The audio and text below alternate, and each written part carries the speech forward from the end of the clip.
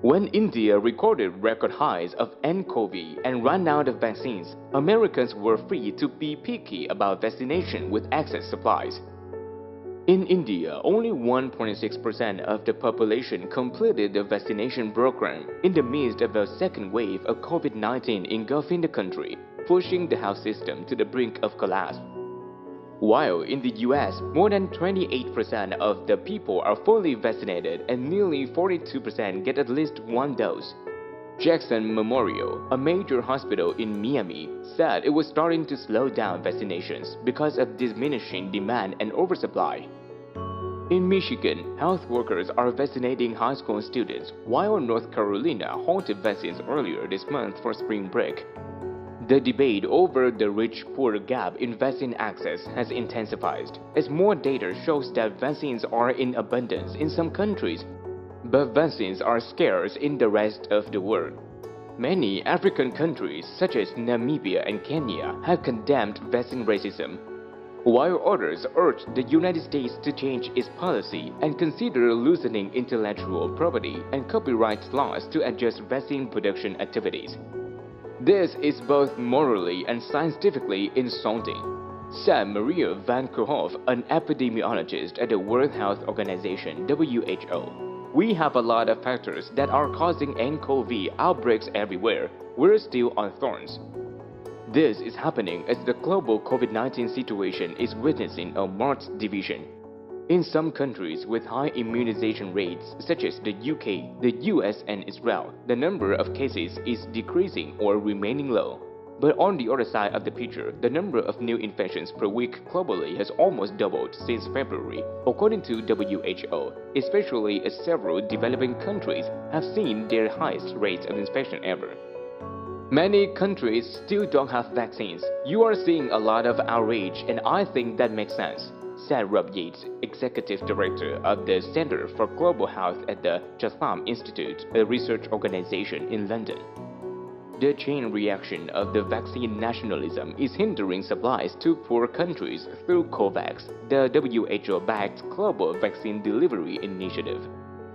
India, the major producer of vaccines, has stopped exporting vaccines as the number of cases in the country has increased sharply, hindering the rollout of COVAX. COVAX initially expected 71% of the first doses to be provided by the Serum Institute of India, but for now, the program has just delivered 43 million in its 2 billion dose target this year.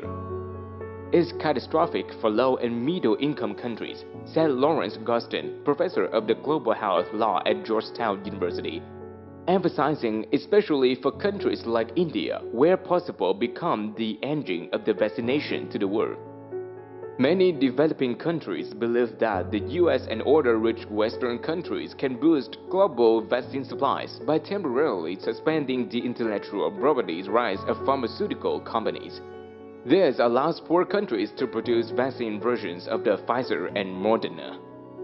The administration of US President Joe Biden has defended their response amid criticism by pledging to finance COVAX up to $4 billion, as well as partnering with Australia, Japan, and India to increase supplies for Southeast Asia in the coming years. In addition, the Biden government has lent Mexico and Canada 4 million doses of AstraZeneca vaccine, which has not been licensed for use in the US. White House Press Secretary Jen Psaki on April 26 said the US would transfer the AstraZeneca vaccine to other countries when it becomes available. It is possible that 10 million doses will be shipped in the coming weeks, while about 15 million are in production and could ship in May and June. It is not clear where the vaccine will be shipped. The vaccine divide isn't just between rich and poor, but also between rich neighbors. Canada has reached agreements with many pharmaceutical companies to have hundreds of millions of doses of vaccine, many times higher than the need for 38 million of the population in the coming time. However, the country has limited production of vaccines in the country, making them feel jealous and even outraged at the US vaccination achievement. You really see who your friends and enemies are, Ontario Premier Doug Ford said last month, and said that our best friend, Washington, should be of more help. I thought I would see a little change with the new administration, but again, they only thought of themselves, said Ford. The high-income country group classified by the World Bank (WB), which accounts for 16% of the world's population, has embraced more than 50% of the short-term supply of vaccines, according to research by Duke University. And in fact, the US is swimming in the vaccine. All Americans 16 years of age can get the COVID-19 vaccine. State health officials in West Virginia, North Carolina, and Pennsylvania say they are facing oversupply. So, the new challenge is to reverse vaccination hesitancy. While it is difficult to pinpoint exactly how many vials of the vaccine are not being used across the United States, data from the Centers for Disease Control and Prevention (CDC) shows that more than a dozen states are injecting less than one-third of the doses received.